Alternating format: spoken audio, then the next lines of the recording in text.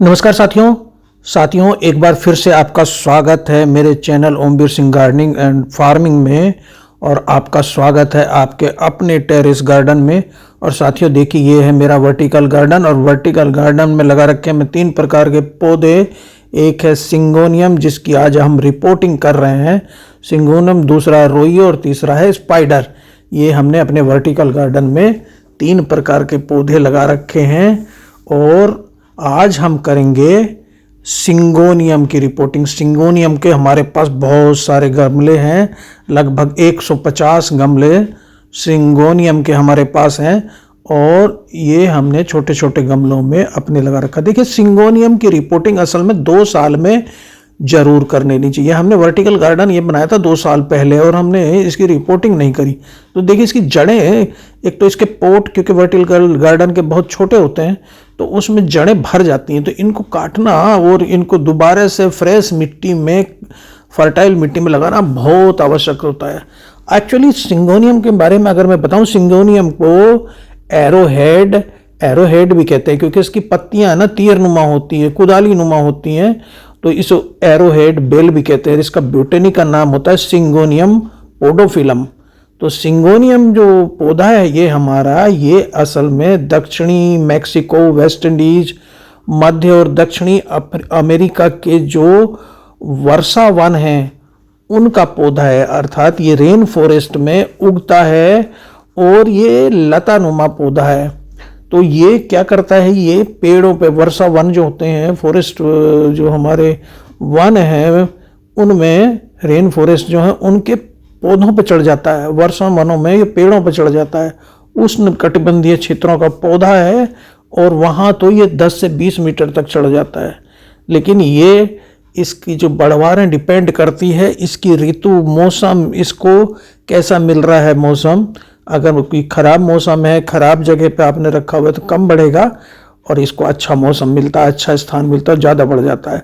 और इसके लिए आइडियल टेम्परेचर जो है वो है 16 से 27 डिग्री सेंटीग्रेड तक, ये बहुत बढ़िया चलता है। और ये क्योंकि रेन फॉरेस्ट का पौधा है तो इसे हाई ह्यूमिडिटी चाहिए, 40 से 50% ह्यूमिडिटी पे ये खूब आनंद लेता है। इसको अच्छी रोशनी चाहिए लेकिन सीधी धूप नहीं चाहिए। इसकी पत्तियां गिली रहें तो इसको पसंद आता है, मज़ा आता है इसको। सीधी धूप इसको बिल्कुल नहीं चाहिए, सीधी धूप से बचाना है इसको। और इसकी कभी कभी मिस्टिंग कर दिया करें बसंत में, गर्मियों में। तो देखिए, रिपोर्ट करके हम अपने पौधों को मिट्टी बदल के, इसकी मिट्टी में हमने क्या लिया है, क्योंकि ये हमें वर्टिकल गार्डन में रखने, तो हमें गमलों को अपने हल्का रखना है, तो उसमें हमने गार्डन सॉइल के साथ वर्मी कंपोस्ट और कोकोपीट में भी इसमें मिलाई है, जिससे ये हल्के रहें और वजन ना पड़े हमारे दीवार के ऊपर। तो क्योंकि दीवार के सहारे ये एक फ्रेम में हमने टांगे हुए थे ये गमले। देखिए क्या हालत हो जाती है जड़ों की। तो इन जड़ों को काट के दोबारा लगाना इनको बहुत ज़रूरी है। तो इनको अच्छी रोशनी चाहिए, सीधी धूप नहीं चाहिए, और पत्तियाँ गिली चाहिए, मिस्टिंग करते रहिए। और बसंत और शरद ऋतु में नियमित पानी देना है। इन्हें सप्ताह में 2 बार, बसंत में और जो हमारी शरद ऋतु तक, बसंत से लेकर शरद ऋतु तक हमें नियमित पानी देना है। तो गर्मियों में और बसंत में तो 2 बार, और बरसात में और सर्दियों में 1 सप्ताह में 1 बार पानी दे दें तो बढ़िया रहता है इनके लिए। तीर के आकार की पत्तियाँ होती हैं और बसंत में इसका पुनः रोपण, रिपोर्टिंग 2 साल में 1 बार करना बहुत ज़रूरी है। तो हमारे पास पौधे हैं ज़्यादा, ये मैंने बताया ना कि करीब 150 के करीब हमारे पास ये सिंगोनियम के पौधे हैं। तो हमें लगे इन गमलों को रिपोर्ट करने में 3 दिन। रोज़ है ना, हम सुबह शाम 1-1 घंटा इसमें रिपोर्टिंग करते थे, मिट्टी बनाते थे, और इनको लग गए 3 दिन। अभी अरेंज हम बल्कि कर नहीं पाए, ऊपर से हम उतारते जा रहे हैं। और इनकी रिपोर्टिंग देखिए, कुछ हमने वर्टिकल गार्डन से उतार लिए, कुछ अभी भी लगे हुए हैं, हम उतारते जा रहे हैं। और इसकी जो ना प्रसार, प्रोपेगेशन, कटिंग से बड़ी आसानी से हो जाता है। लंबा चढ़ने वाला या रेंगने वाला शाकाहारी सदाबहार पौधा है, क्लाइंबर है, पर्वतारोही है, ऊपर भी चढ़ जाता है, दीवारों पे भी रेंग जाता है, पौधों पे चढ़ जाता है। पौधों का सहारा दे दीजिए तो ये चढ़ जाता है किसी स्टिक के। देखो इसमें इस टेंडल नुमा है, ये जो निकलती हैं जड़ें इसमें, तो ये इनके सहारे चढ़ जाता है। इनको देखिए उस पोट को, हमारे ऊपर वाले पोट को इसने पकड़ लिया है, जकड़ लिया अपनी जड़ों से। और नीचे देखिए उसकी जड़ों ने पाइप को, जो इरिगेशन हमारा पाइप है, ड्रिप है, उसके चारों तरफ इनको काट के इसी वजह से हमें निकालना पड़ रहा है इसमें से।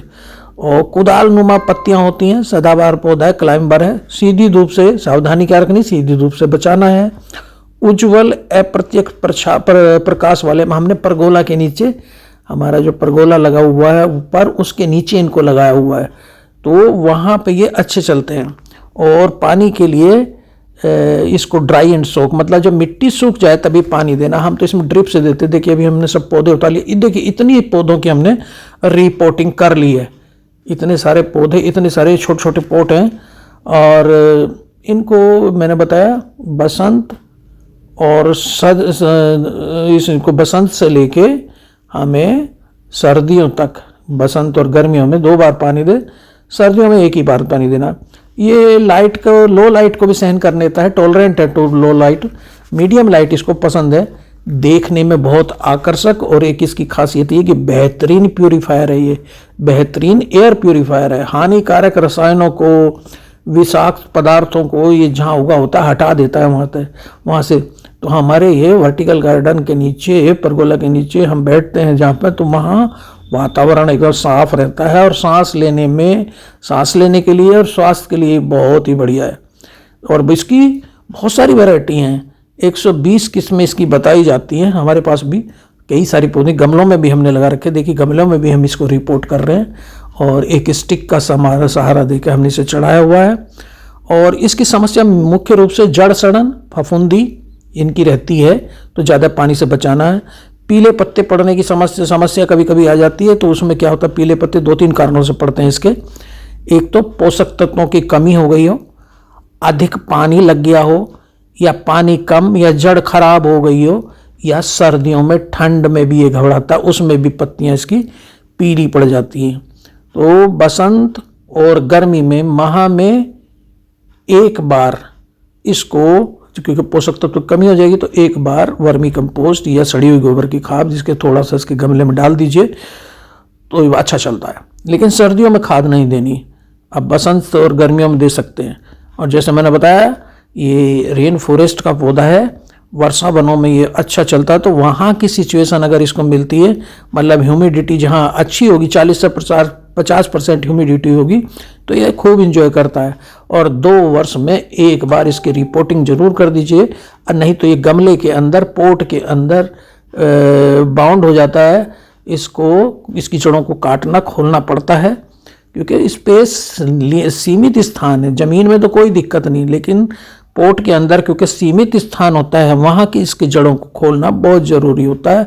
और फ्रेश मिट्टी देना इसको, फर्टाइल जो हमें पोषक तत्वों से भरपूर मिट्टी इसको देना। वेल ड्रेन सॉइल होनी चाहिए, वेल ड्रेन पोट होना चाहिए, पोट में नीचे छेद होना बहुत ज़रूरी है। ऊपर से आप अगर पानी डालें तो नीचे को निकल जाए, तो इस तरह के पोट में हमें इसको लगाना है। तो टेराकोटा का पोट वैसे भी अच्छा माना जाता है, तो टेराकोटा का पोट है तो उसमें बढ़िया चलता है।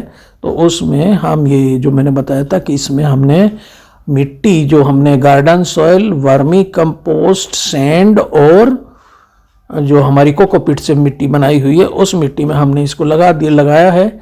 और कुछ पौधे, जैसे मैंने बताया, कुछ पौधे हमारे बड़े गमलों में लगे हुए हैं, और कुछ पौधे जो हमारे हैं, ज़्यादातर पौधे हमारे वर्टिकल गार्डन में लगे हुए हैं, दीवार के सहारे एक फ्रेम में, जिसमें हम ड्रिप से पानी देते हैं सप्ताह में 2 बार। ये हमारा जो वर्टिकल गार्डन है ये 10 बाई 12 फीट का है करीब, तो उसमें 2 मिनट नहीं लगते पानी देने में ड्रिप से, क्योंकि उसमें पाइप लगे हुए हैं फ्रेम के अंदर, और उससे हम इसको पानी दे देते हैं 2 बार। हल्का बूंद बूंद करके पानी जाता है, तो सारे गमलों में 1 मिनट में फैल जाता है। तो वर्टिकल गार्डन आपने नहीं बनाया तो ज़रूर बनाइए, और इसमें इसको सिंगोनियम को जरूर लगाइए। तो थैंक यू दोस्तों, फिर मिलते हैं एक ऐसी वीडियो में। नमस्कार।